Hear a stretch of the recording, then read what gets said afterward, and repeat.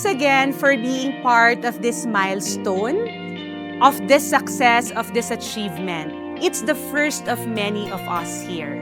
First, public-private partnership for the parties for this kind of project. So, dati-dati akat, usaran tayo ngagmula akat di jay tubers. Kung tatankat, mabaling ngagmula tayo through in vitro cuttings.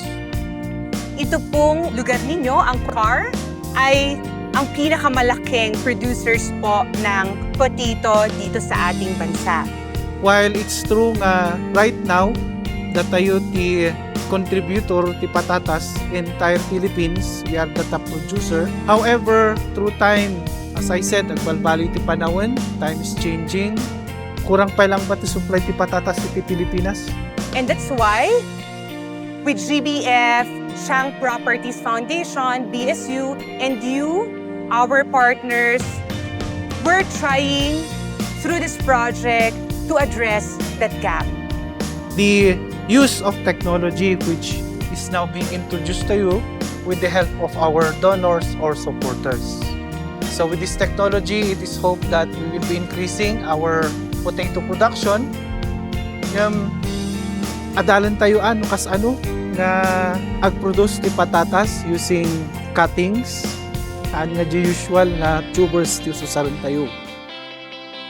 Para kanya tayo dito so many of the speaker ho lego they told us para sa inyo ito mga farmer, para sa mga anak natin.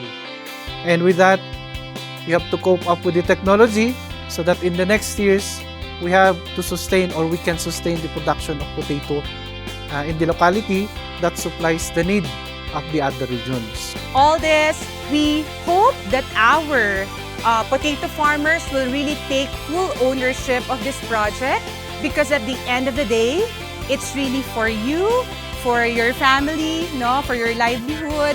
That will definitely help our country's food security. So I'm coming home to you.